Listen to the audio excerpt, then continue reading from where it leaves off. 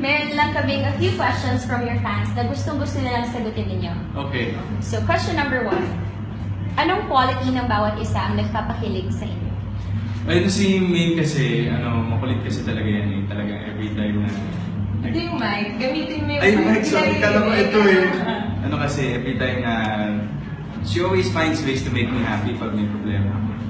So, yun yung isa sa qualities niya na hindi ko nahanap sa mga nakalove team ko before. Bigo. Ako siguro yung... Ano maghawa?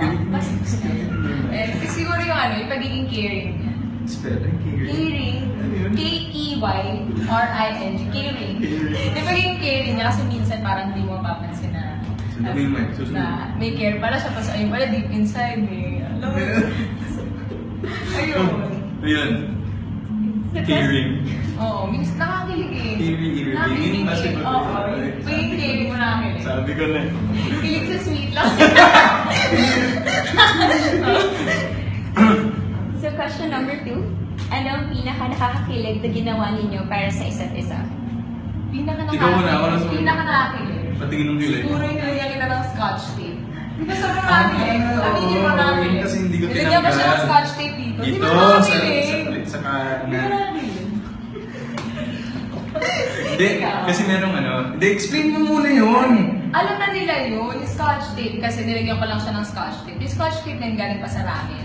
Tapos sinabi ko sa kanya, so na kinabukasan, kung hindi, friendship over na kami. Tapos nakita ko kinabukasan sa Bulaga, suot pa rin niya. Hanggang pag-uwi, suot. Di ba? Jesus. Ako, yung lumipad ako sa Boracay. Lipad ka? Oo, hindi mo alam. Pati nilipad.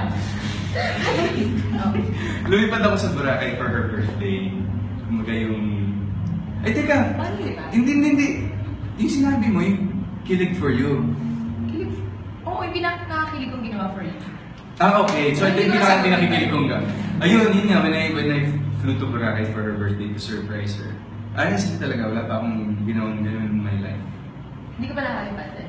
Hindi pa ako nakapag-surprise ng ganun. Nilipad na kayo pati nilipad.